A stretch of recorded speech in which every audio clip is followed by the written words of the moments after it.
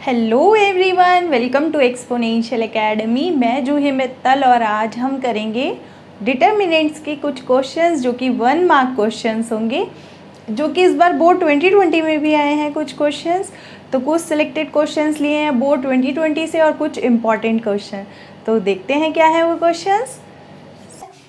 1 mark question में board 2020 का ही है इस बार, सीबीएसई बोर्ड का। ए मैट्रिक्स दी हुई है 2x2 की, बी मैट्रिक्स दी हुई है और हमें फाइंड करना है ए बी का डिटर्मिनेंट, जिसमें से हमें 4 ऑप्शंस ये गिवन है। अब देखो ए बी का डिटर्मिनेंट, क्या हमें ए बी की मल्टीप्लाई करके तब उसका डिटर्मिनेंट, देखो यहाँ पर फाइंड करने के 2 वेज हैं। हम या तो ए और बी की मल्टीप्लाई करें फिर उसका डिटर्मिनेंट ले लें, तो ए बी की मल्टीप्लाई थोड़ा सा टिपिकल हो जाता है। उससे अच्छा है दूसरा मेथड, तो हम करने वाले हैं वही वाला सॉल्यूशन फॉर फर्स्ट। हमने एक प्रॉपर्टी पढ़ी है, ए बी का डिटर्मिनेंट किसके इक्वल होता है, ए का डिटर्मिनेंट इंटू बी का डिटर्मिनेंट। तो हमें पूरा ए बी की मल्टीप्लाई करने की ज़रूरत नहीं पड़ेगी, बस हमें क्या करना पड़ेगा, ए का डिटर्मिनेंट निकालना पड़ेगा, बी का निकालना पड़ेगा और दोनों का प्रोडक्ट कर देंगे, है ना, सिंपल। तो करके देखते हैं। ए का डिटर्मिनेंट आएगा 250 tan एंड 2 का डिटर्मिनेंट, बी का डिटर्मिनेंट है 50, 2, 40 एंड 3। तो दोनों का डिटर्मिनेंट जब हम सॉल्व करेंगे 200 इंटू 2 इज 400 माइनस 500 की मल्टीप्लाई किस में होगी, 50 इंटू 3 150 माइनस 4 इंटू 2 80। तो देखते हैं यहाँ से कितना आएगा, माइनस का 100 और यहाँ से अगर हम इन दोनों को सॉल्व करेंगे तो दैट विल बी 70। तो देखो देखते ही पता चल रहा है माइनस का 7000। तो देखते हैं एक ही ऑप्शन है माइनस में, जो कि माइनस का 7000। तो था ना सिंपल, पूरा मल्टीप्लिकेशन से अच्छा है हम प्रॉपर्टीज़ का यूज़ करें। तो इस टाइप से हम निकाल सकते हैं। नेक्स्ट आते हैं question number 2। Question number 2 is most important. इस टाइप के क्वेश्चंस हमेशा पूछे जाते हैं और ये सिर्फ बोर्ड एग्जाम के लिए ही नहीं, कॉम्पिटिटिव पर्पस से भी बहुत इंपॉर्टेंट है। और देखते हैं इसको कैसे करना है। क्वेश्चन नंबर 2, एक ए मैट्रिक्स दी हुई है और हमें एडजॉइंट का डिटर्मिनेंट फाइंड करना है। एडजॉइंट का डिटर्मिनेंट, अब देखते हैं एडजॉइंट पूरा निकाले। एडजॉइंट के लिए हमें 9 कोफैक्टर्स निकालने पड़ेंगे, फिर उनको अरेंज करना पड़ेगा, थोड़ा सा कॉम्प्लिकेटेड हो जाएगा एडजॉइंट निकालना, राइट।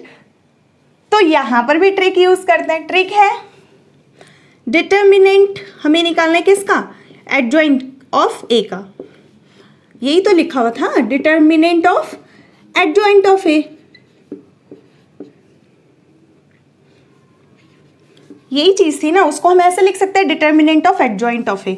अब मैं एक प्रॉपर्टी बताने वाली हूँ जो कि मोस्ट इंपॉर्टेंट है, और अगर आपको और अच्छे से सीखनी है ये प्रॉपर्टीज़, जो शॉर्टकट्स होते हैं इस टाइप के, आप मेरी कॉम्पिटिटिव वाली वीडियोस में जाकर चेक कर सकते हैं। उसका लिंक आपको डिस्क्रिप्शन बॉक्स में मिल जाएगा। तो देखते हैं क्या है ट्रिक। यहाँ पर हमारे पास अगर एक मैट्रिक्स होती है, ये तो हमें फाइंड करना है, राइट। पहले तो ये हमें क्या करना है, दिस इज इक्वल्स टू, हमें फाइंड करके बताना है कि इनमें से क्या आएगा। अब हमारे पास प्रॉपर्टी होती है, अगर एक मैट्रिक्स है n क्रॉस n ऑर्डर की, if A is a matrix of n cross n order, then adjoint of A का डिटर्मिनेंट किसके इक्वल होता है, डिटर्मिनेंट ऑफ A की होल पावर n-1। मतलब जितने ऑर्डर की मैट्रिक्स है, एडजॉइंट ऑफ A का डिटर्मिनेंट निकालना है तो हमें सिंपल क्या करना पड़ेगा, ए मैट्रिक्स का डिटर्मिनेंट निकालना पड़ेगा और उसकी होल पावर कितनी रेज करनी पड़ेगी, n-1। तो दैट इज द फॉर्मूला। और कैसे ड्राइव किया है, ये सब कैसे आया है, आप कॉम्पिटिटिव वाली वीडियो में जाके जरूर चेक करिएगा। This is most most most important property. तो अभी तो मैंने ये डायरेक्ट बता दिया। अब हमारे पास ए मैट्रिक्स कितने ऑर्डर की है, ए मैट्रिक्स हमें जो दी हुई है ये 3x3 ऑर्डर की है। तो इसका जो डिटर्मिनेंट आएगा, determinant of A, adjoint of A, वो कितना आएगा, डिटर्मिनेंट ऑफ ए की power 3 - 1 which is equals to determinant of A square. A matrix का डिटर्मिनेंट निकालो, उसका स्क्वायर कर दो। अब ए का, ए मैट्रिक्स हमें गिवन है। अब देखो ए में से, ए मैट्रिक्स में से सब में से ए कॉमन है, फर्स्ट रो में से भी ए कॉमन है। अगर ए का डिटर्मिनेंट मैं लूंगी, एक ए कॉमन है, देखो ए मैट्रिक्स में से अगर ए कॉमन ले लूँ मैं, ए इंटू आइडेंटिटी मैट्रिक्स बन रही है। ए को मैं ऐसा लिख सकती हूँ, ए मैट्रिक्स को ए इंटू आई। अगर मैं दोनों तरफ डिटर्मिनेंट रेज करूँगी, डिटर्मिनेंट ऑफ ए आई जो कि कितना आएगा, ए की क्यूब एंड इंटू 1। अब ये ए की क्यूब कैसे आया, ये भी वहाँ पर ट्रिक बनती है, वहाँ पर से ट्रिक है सिंपल जो कि यहाँ पर अप्लाई की गई है। जितने ऑर्डर की मैट्रिक्स है, देखो अगर मैं यहाँ पर डिटर्मिनेंट लगा देती, आप खुद सोचो यहाँ पर डिटर्मिनेंट होता, एक ए यहाँ से कॉमन आता, एक ए यहाँ से कॉमन आता, एक ए यहाँ से कॉमन आता, तीनों रोज में से एक एक ए कॉमन आता, तो ए की पावर कितनी बन जाती है, ए की क्यूब, और बाकी जो बचती वो आइडेंटिटी मैट्रिक्स बनती। और आइडेंटिटी मैट्रिक्स का डिटर्मिनेंट कितना होता है, 1 होता है ना, तो उसी के अकॉर्डिंग मैंने ये लिखा है। तो ये आ गया हमारे पास determinant of A is equals to A का क्यूब। तो एडजॉइंट ऑफ ए का डिटर्मिनेंट कितना बताया अभी मैंने, इसका स्क्वायर। तो डिटर्मिनेंट ऑफ ए कितना आया, ए क्यूब का स्क्वायर, यानी कि ए की पावर 6। तो that will be the answer. तो this is most important question, इसका ऑप्शन है ए की पावर 6। तो दैट इज द आंसर। और ये अभी बहुत से क्वेश्चन में यूज होने वाला है और अच्छे से क्लियर हो जाएगा। उससे पहले please make a note. Next आता है क्वेश्चन नंबर 3 एंड 4। देखते हैं क्या क्वेश्चन नंबर 3 बोर्ड 2020 का ही है। एक डिटर्मिनेंट दिया हुआ है +3 = 0, then the value of X is, मतलब हमें जो वैल्यू है एक्स की बतानी वो क्या होगी, जिसमें ऑप्शंस हमें गिवन है। अब देखो डिटर्मिनेंट हम सॉल्व करके देखते हैं इसका सॉल्यूशन। अब ये डिटर्मिनेंट में से क्या एक्स कॉमन आते हुए दिख रहा है, तो एक्स कॉमन ले लेंगे। यहाँ पर बचेगा 2 3 2 1 1 1, मैंने एक्स कॉमन ले लिया है इस रो में से, सेकेंड रो में से, और बाकी बचेगा 4 9 1 +3 = 0। यही है, इसको सॉल्व करना है एक्स के लिए। अब यहाँ पे इजी है, प्रॉपर्टी लगा लेते हैं। वैसे तो प्रॉपर्टीज इस बार हट गई है आप लोगों की, लेकिन फिर भी इजी रहता है क्वेश्चंस को सॉल्व करने के लिए। अब चाहे तो आप पूरा डिटर्मिनेंट एक्सपेंड करें, अदरवाइज हम तो प्रॉपर्टी से इसको क्या कर सकते हैं, ईजी कर सकते हैं क्वेश्चन को। तो देखते हैं क्या, अगर हम यहाँ पर प्रॉपर्टी लगाएं first row minus second row, चाहे तो डायरेक्ट डिटर्मिनेंट ओपन कर लो, उसके बाद एक्स की वैल्यू हम बता सकते हैं, आप ऐसे कर सकते हैं। मैं यूज़ कर रही हूँ यहाँ पर property R1 goes to R1 minus R2। R1 minus R2 करके देखते हैं कितना आता है। तो ये आ जाएगा x 1 या फिर 0 बना लेते हैं -2R2, मतलब कि इसमें 2 की मल्टीप्लाई करके 0 किया मैंने, मैं 0 बनाना चाहती हूँ जिससे इजी हो जाएगा। देखो 2 की मल्टीप्लाई करके अगर मैं सब्ट्रैक्ट करूँगी रो 1 में से, तो दैट विल बिकम 0। 3 2 की मल्टीप्लाई, 3 में से 2 जाएगा तो ये बचेगा 1, 3 - 2 will be 1, 2 - 2 0, 2 - 2 0, and this will be same 1 1 1 4 9 1 +3 = 0।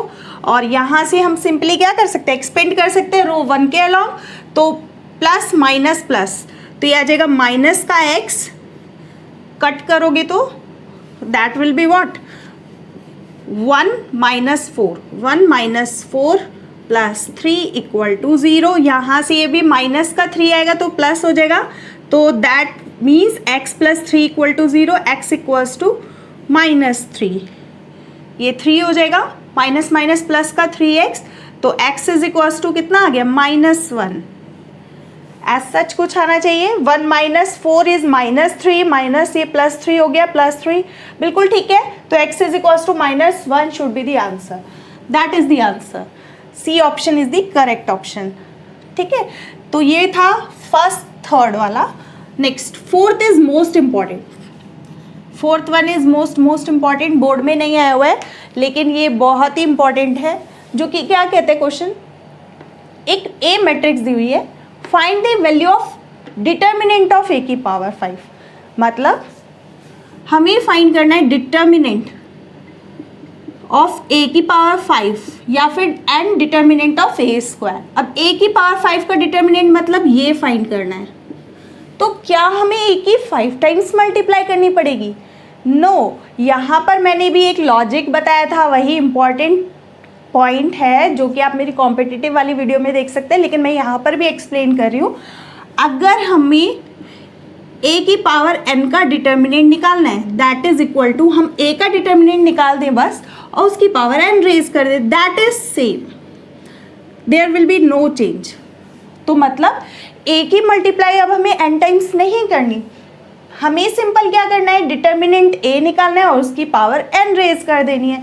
मतलब अगर अब हमें a की पावर 5 का डिटर्मिनेंट निकालना होगा तो हमें a का डिटर्मिनेंट निकालना होगा और उसकी पावर 5 रेज कर देनी होगी, है ना सिंपल। अब देखो a का डिटर्मिनेंट, a मैट्रिक्स क्या गिवन है 1 2 4 एंड 3, तो इसका डिटर्मिनेंट कितना आएगा, a का determinant is equal to 3 minus, ये आएगा 3 minus 6 which is equals to कितना -3, ये आएगा ना 1 इंटू 3 4 इंटू 2 6, तो दैट इज इक्वल टू -3। तो यहाँ से आंसर कितना आएगा -3 की पावर 5, तो ये आ गया।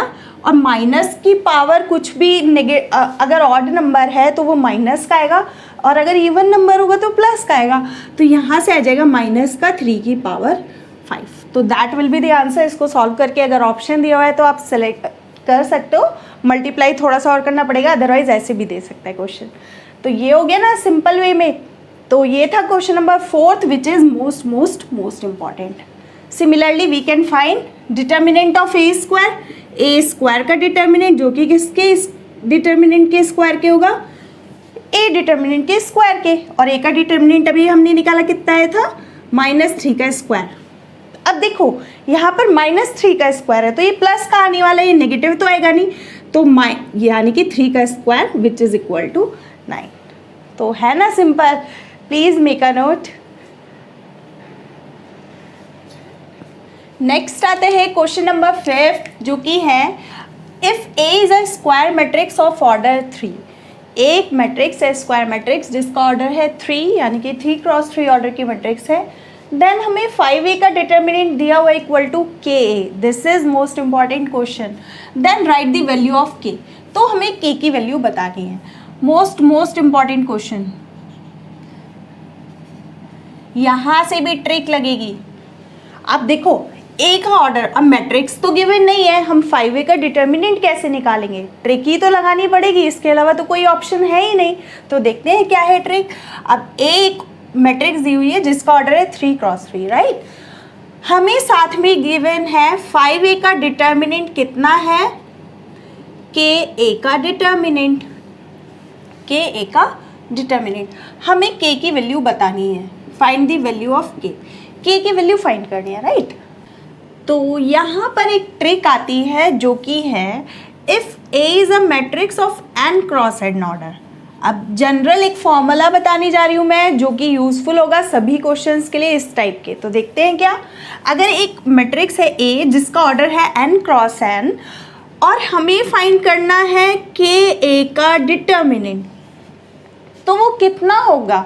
अगर A का ऑर्डर है n क्रॉस n तो हमेशा k की पावर n बाहर निकलेगी और A का डिटर्मिनेंट होगा।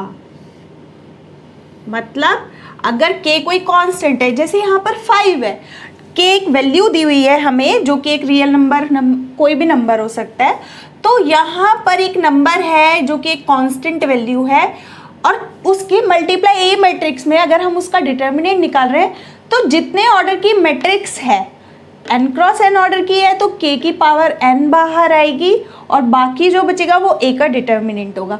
अब k को रिप्लेस कर दो आप 5 से, तो 5a का डिटर्मिनेंट, अब a कितनी पावर है, a कितने ऑर्डर की मैट्रिक्स है 3 क्रॉस 3 ऑर्डर की, तो k की वैल्यू कितनी आएगी 5 का क्यूब। तो देखते हैं कैसे, सेम अप्लाई, 5a का डिटर्मिनेंट इक्वल टू कितना होगा, अभी मैंने बताया a मैट्रिक्स हमें अब कितनी दी हुई है 3 cross 3 order, that is the formula. अब 3 क्रॉस 3 ऑर्डर है तो जितनी कांस्टेंट वैल्यू उसकी पावर कितनी बाहर निकलेगी, जितना a मैट्रिक्स का ऑर्डर है, तो 5 का क्यूब बाकी a का डिटर्मिनेंट। तो देखो यहाँ से हमें क्वेश्चन ये था ना k की वैल्यू बतानी थी, तो कंपेयर कर लो, this imply which is equals to k का डिटर्मिनेंट अगर हम कंपेयर करेंगे तो this imply k is equals to 5 का क्यूब, तो जो कि आ जाएगा 125। ऑप्शंस हमें कुछ गिवन नहीं है तो हमें वैल्यू बतानी थी बस k की, तो ये था हमारा लॉजिक, जो कि मोस्ट इम्पॉर्टेंट है इस टाइप के क्वेश्चंस के लिए। और अभी हमने किया था अभी इस टाइप का क्वेश्चन नंबर सेकंड में। अभी हमें जो ए मैट्रिक्स दी हुई थी क्वेश्चन नंबर सेकंड में, उसमें से 3A बाहर निकले थे, तो ए की क्यूब बाहर निकली थी, क्योंकि ए का ऑर्डर 3x3 था। अगर सपोज करो ए का ऑर्डर 4x4 होता क्वेश्चन नंबर सेकंड में, तो ए की पावर 4 बाहर आती। उसी तरह से अब देखो 5A है मैट्रिक्स, कांस्टेंट 5 है, 5 की मल्टीप्लाई पूरी मैट्रिक्स में, तो जितनी नंबर ऑफ रोज होंगी उतने ही 5 बाहर आएंगे डिटर्मिनेंट से, तो दैट इज 5 की क्यूब। अगर ये 4x4 ऑर्डर की होती तो 5 की पावर 4 आती। तो ये था हमारा मोस्ट इंपॉर्टेंट लॉजिकल क्वेश्चन, जिसका बेसिक फॉर्मूला हम इससे दे सकते हैं, where k is a constant. Next आते हैं क्वेश्चन नंबर 6। क्वेश्चन नंबर 6 है हमारे पास, एक मैट्रिक्स है,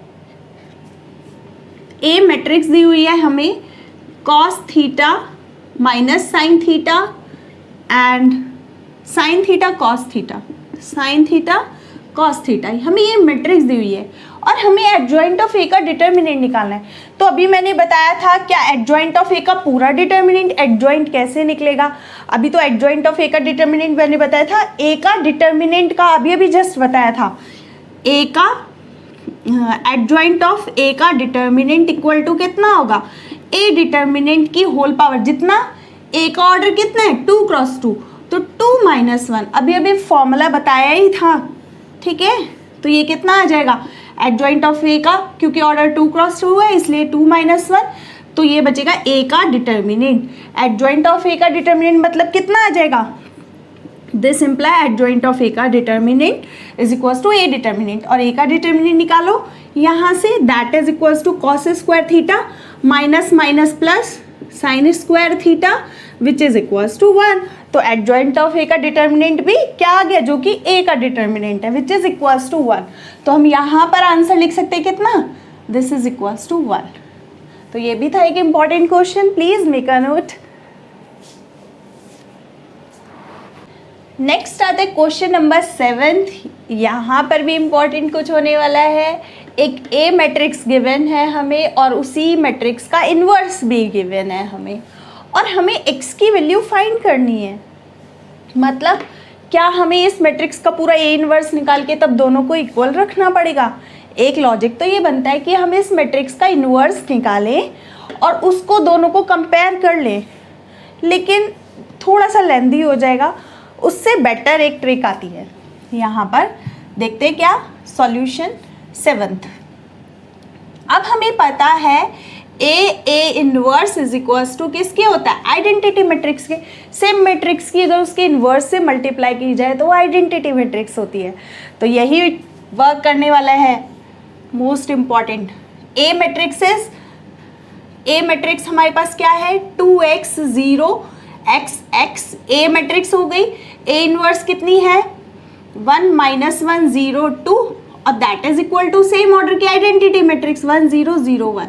तो यहाँ से x की वैल्यू कंपेयर करेंगे और निकाल देंगे, है ना सिंपल। तो पहले मल्टीप्लाई कर लेते हैं 2x, तो पहला एलिमेंट आने वाला है 2x 0, नेक्स्ट फर्स्ट रो की सेकेंड कॉलम में 0 0, तो that will be 0। Next x minus x, अब देखो x minus x that is also equal to 0, and then 0 and this is equal to 2।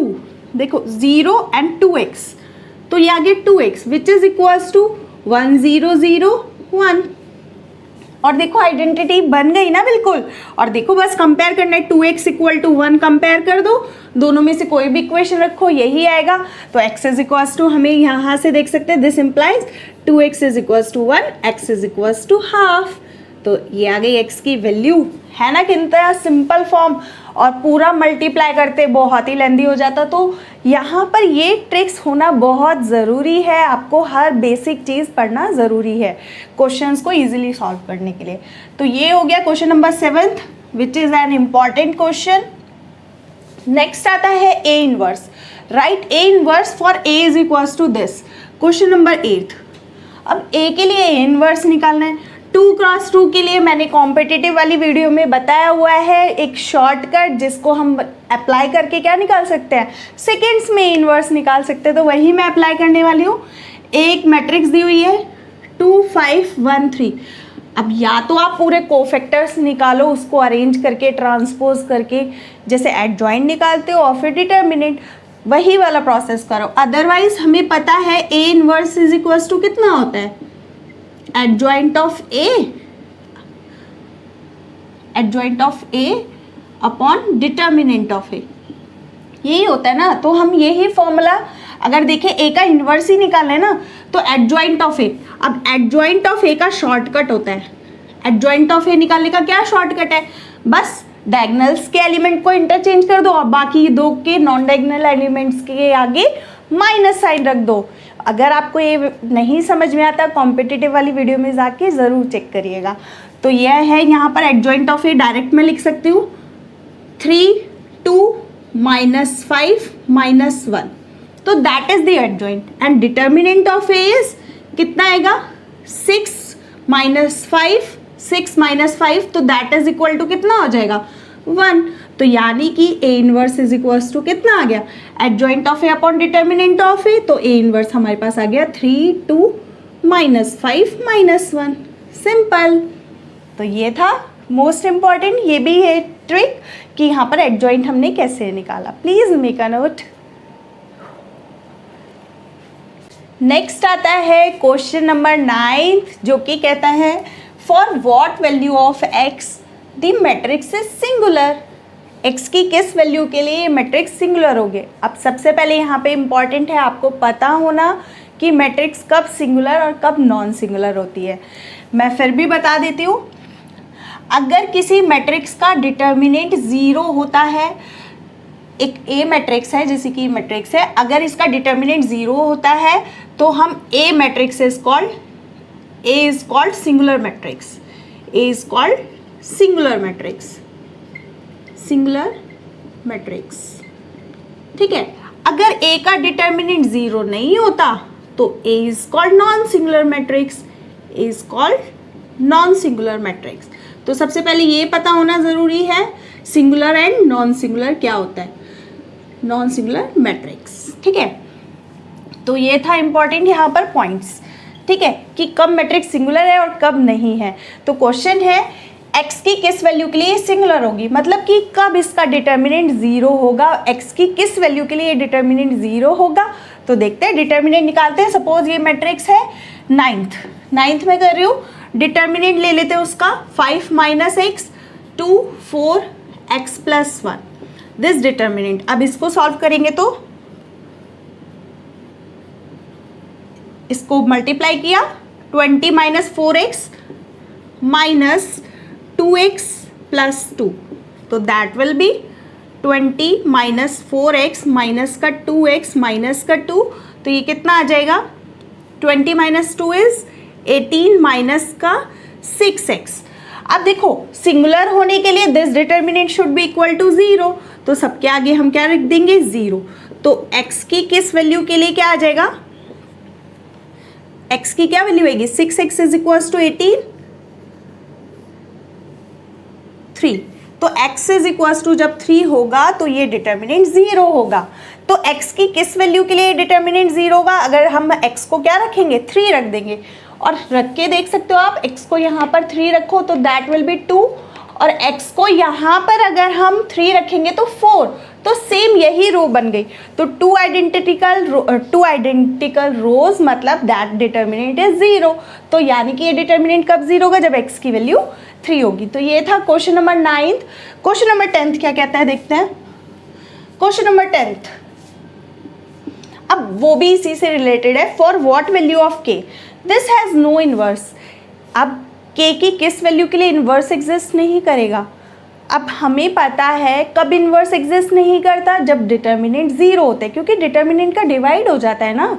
तो डिटर्मिनेंट जब 0 होगा तो हम देखते हैं k की किस वैल्यू के लिए डिटर्मिनेंट 0 है। तो डिटर्मिनेंट फिर से निकालना पड़ेगा, k 2 3 4 का डिटर्मिनेंट। तो देखते हैं कितना आता है, 4k - 6, और ये 0 होगा। अगर ये डिटर्मिनेंट को हम 0 रखें तो यहाँ से वैल्यू आएगी k इज इक्वल टू 6/4, जो कि इक्वल टू होगी 3/2 की। तो अगर हम k की वैल्यू 3/2 रखेंगे, के की वैल्यू 3/2 रख के देखो, अगर यहाँ पर हम के की वैल्यू 3/2 रखेंगे तो दैट डिटर्मिनेंट 0, तो इसका डिटर्मिनेंट जब 0 हो जाएगा तो मतलब इस मैट्रिक्स का इन्वर्स एग्जिस्ट नहीं करेगा। तो यहाँ पर लॉजिक आता है क्या कि इन्वर्स कब एग्जिस्ट नहीं करता, जब मैट्रिक्स का डिटर्मिनेंट 0 होता है। तो मैट्रिक्स का डिटर्मिनेंट हमने चेक करा और 0 रखा, और हम रख के भी देख सकते हैं, देखो यहाँ पर 3/2 2 3 4 यही है। इसको सॉल्व करके देखो डिटर्मिनेंट को, this is determinant not matrix, तो इस डिटर्मिनेंट को सॉल्व करेंगे तो ये कितना आ जाएगा 3/2 इंटू 4 -6, तो देखो 3 इंटू 2 6 -6 0, तो जब डिटर्मिनेंट 0 तो यानी कि इन्वर्स एग्जिस्ट नहीं करेगा। Please make a note. Next आता है क्वेश्चन नंबर 11 जो कि है find the equation of the line joining A and B. 2 points दिए हुए हैं और हमें क्या निकालना है, इक्वेशन निकालनी है इन दोनों पॉइंट से होकर जाने वाली लाइन की, यूजिंग डिटर्मिनेंट को यूज करते हुए, एंड फाइंड के की वैल्यू भी निकालनी है जहाँ पर डी एक पॉइंट है, किस टाइप से कि एरिया जो बनेगा ए बी डी का, ए बी तो एक लाइन की इक्वेशन होगी, ए बी मतलब एक लाइन में है, अगर ध्यान से देखा जाए तो ए और बी एक लाइन में है, और डी कैसा है, एक अनदर पॉइंट है, k, 0 is a point such that area of A B D, अब डी का ही पॉइंट होगा डी पॉइंट, तो area of A B D कितना गिवन है हमें 3 स्क्वायर यूनिट्स, तो इससे बनने वाला ट्राइंगल का एरिया हमें गिवन है, और हमें वहाँ से क्या निकालना है, k की वैल्यू फाइंड करनी है। तो देखते हैं क्या है question number 11 and question number 12 is most important. उससे पहले देखो क्वेश्चन नंबर 11 का सॉल्यूशन। अब हमें एक ए पॉइंट दिया हुआ है, ए पॉइंट के कोऑर्डिनेट्स हैं 1, 3, बी पॉइंट है 0, 0 पॉइंट है, और डी पॉइंट। पहले हमें इसकी इक्वेशन निकालनी है यूजिंग डिटर्मिनेंट। अब डिटर्मिनेंट को यूज करते हुए देखते हैं इसकी इक्वेशन कैसे निकलेगी। तो यहाँ पर अब हमें क्या निकालना है, ए और बी पॉइंट हमें गिवन है, और हमें फाइंड करना है, find the equation of the line joining using determinant. A और बी पॉइंट्स को ज्वाइन करने वाली लाइन की इक्वेशन फाइंड करनी है यूजिंग डिटर्मिनेंट। अब यूजिंग डिटर्मिनेंट करना है, और ए और बी एक लाइन है, ए और बी जिसके कोऑर्डिनेट्स हमें पता है, ए के भी पता है, बी के भी पता है। सपोज एक जनरल पॉइंट ले लेते हैं पी, जिसके कोऑर्डिनेट्स हमें नहीं पता, जो कि इसी लाइन पर है। अब एक पी पॉइंट अगर ए बी लाइन को ज्वाइन करने वाली लाइन के ऊपर ले लिया तो 3 पॉइंट्स हो गए हमारे पास। एक पी पॉइंट हो गया जो कि x, y है। अब यूजिंग डिटर्मिनेंट, अब एक लाइन में है, तीनों पॉइंट कोलिनियर है, तो हम क्या लगा सकते हैं, एरिया ऑफ ट्राइंगल इज 0, और एरिया ऑफ ट्राइंगल कितना होता है, हाफ ट्राइंगल जो कि ए बी पी से बना है दैट इज 0, क्योंकि तीनों कोलिनियर पॉइंट हो गए। तो हम ले लेंगे x, y 0, second point 1, 3 sorry not 0 1, 1, 1 and this is 0, 0, 1, तो दिस डिटर्मिनेंट इक्वल टू 0, क्योंकि तीनों पॉइंट्स एक ही लाइन में है। कोलिनियर के लिए हमने बताया था एरिया ऑफ ट्राइंगल क्या होता है, 0 होता है, तो हमने वही किया। अब 0 तो ले लिया, यहाँ से हमें इक्वेशन निकालनी है। अब हाफ तो 0 में ही चला जाएगा, यहाँ से हम इसको एक्सपेंड कर सकते हैं अलॉन्ग रो 3 के अलॉन्ग अगर एक्सपेंड करोगे तो देखो plus minus plus plus minus plus, तो ये आ जाएगा 1 इंटू हाफ को मैंने 0 में भेज दिया, और बाकी कितना बचा 3x minus Y equal to 0, तो this imply y is equals to 3x, तो that is the equation of line. ये आ गई लाइन की equation joining points a and b, जिस पर हमने एक जनरल पॉइंट लिया था p पॉइंट, जिसके कोऑर्डिनेट्स हमने x y लेकर चले थे, और हमें पता है ना लाइन की इक्वेशन जब आएगी x y में ही आएगी, तो इसलिए वो जनरल पॉइंट वर्क भी कर गया यहाँ पर। अब ये तो था हमारा इक्वेशन ऑफ लाइन निकालने का। आगे बोल रहा है and find value of k if D के 0 इज अ पॉइंट। अब डी एक ऐसा पॉइंट मैंने बताया जिसके कोऑर्डिनेट हमें गिवन है डी के 0, और एरिया ऑफ ट्राइंगल इस बार गिवन है, तो देखते हैं कैसे करेंगे area of triangle. Area of triangle के लिए अभी फिर से वही हाफ एरिया ऑफ ट्रायंगल पहले ए पॉइंट ले लेते हैं, कितना था 1 3 1 0 0 1, B point and D point is K01। तो दिस इज इक्वल्स टू अब 3 स्क्वायर यूनिट्स एरिया दिया हुआ है। यहाँ पर मोस्ट इंपॉर्टेंट पॉइंट आता है, एरिया नेगेटिव ले या पॉजिटिव। एरिया तो हमेशा पॉजिटिव ही आता है ना। अब हमने देखा था अगर डिटर्मिनेंट की वैल्यू नेगेटिव भी आती थी यहाँ पर तो हम पॉजिटिव कंसीडर करते थे, क्योंकि एरिया नेगेटिव नहीं होता। इसीलिए हम एरिया की दोनों वैल्यूज़ लेके चलेंगे, प्लस और माइनस, क्योंकि के की डिफर प्लस माइनस में 2 ही वैल्यू आने वाली है। मतलब के अगर प्लस होगा तो भी वो वैल्यू के लिए, उसके लिए भी 3 स्क्वायर यूनिट्स आने वाला है हमारा एरिया जो है ABD का एरिया, वो तब भी 3 स्क्वायर यूनिट आएगा, और के की जो नेगेटिव वैल्यू आएगी उसके लिए भी वो सेम यूनिट का एरिया आएगा। इसलिए हमें यहाँ पर कंसीडर करके चलना है दोनों ही साइन। तो देखते हैं इससे यहाँ पर कितना आ जाएगा, 2 की मल्टीप्लाई अगर उधर कर देंगे तो एक्सपेंड अलोंग कॉलम 2, तो ये आएगा plus minus, minus plus minus. इस बार हमें माइनस का 1 इंटू लेकर इसके लॉन्ग में एक्सपेंड करूंगी तो 0 माइनस 3 के, और ये हाफ भी अभी चलो यहीं पर ले लेते हैं, 1 माइनस का हाफ हो जाएगा ये, और this is equals two plus minus 3। तो हम यहाँ से देखते हैं ये माइनस माइनस प्लस, 3/2 के प्लस माइनस 3, और 3 से 3 कैंसिल हो जाएगा, तो के की वैल्यू कितनी आई प्लस माइनस 2। अब के की यानी कि प्लस 2 वैल्यू रखेंगे अगर हम यहाँ पर तो भी 3 स्क्वायर यूनिट एरिया मिलेगा, चाहे वो प्लस में आए नेगेटिव आए, और के की वैल्यू माइनस रखेंगे तो भी 3 स्क्वायर यूनिट एरिया मिलेगा। इसलिए हमने दोनों साइन को कंसीडर करके चले। ये था एरिया बेस्ड क्वेश्चन। इसके बाद वाला question most most most important है, उससे पहले please make a note. Next है क्वेश्चन नंबर 12। क्वेश्चन नंबर 12 है, एक स्क्वायर मैट्रिक्स गिवन है हमें। स्क्वायर मैट्रिक्स के बाद जिसका ऑर्डर है 3x3, राइट, ये गिवन है, और उसका डिटर्मिनेंट दिया हुआ है, मैट्रिक्स नहीं गिवन है, और हमें फाइंड करना है A into adjoint of A. Obvious ये ट्रिक लगने वाली है क्योंकि मैट्रिक्स तो हमें पता नहीं है, और A इंटू एडजॉइंट ऑफ ए, अभी मैंने एडजॉइंट की ट्रिक बताई थी। अगर A का ऑर्डर 3x3 है तो एडजॉइंट ऑफ A का determinant is determinant of A का स्क्वायर। अब A की मल्टीप्लाई है, सेम वही ट्रिक लगने वाली है। This is important question, question number 12।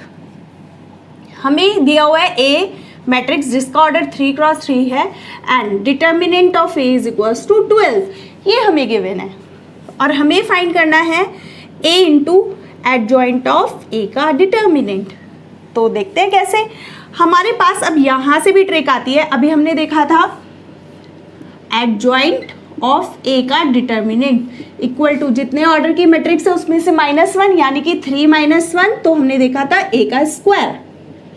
तो अब A की और मल्टीप्लाई है तो A का क्यूब हो जाएगा, तो that means this is equals to determinant of A का क्यूब। जैसे हमने यहाँ पर ट्रिक दी थी वैसे ही A into adjoint of A का डिटर्मिनेंट कितना होगा, A का क्यूब। और अगर आपको ये ट्रिक नहीं समझ में आई है, मैं फिर से बोलूँगी, कॉम्पिटिटिव वाली वीडियो देखना जाकर, उसका लिंक डिस्क्रिप्शन बॉक्स में मिल जाएगा, और दैट इज़ मोस्ट इम्पॉर्टेंट।